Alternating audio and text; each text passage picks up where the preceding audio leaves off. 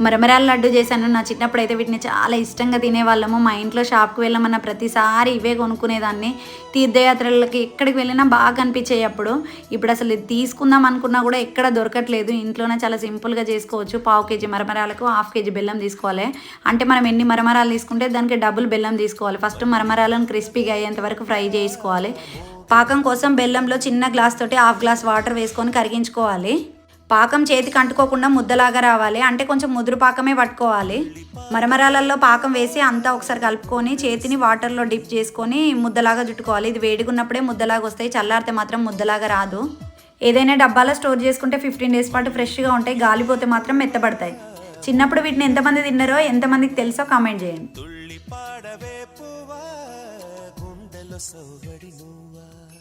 విధివరమే నీవేగా నీవేగా కలని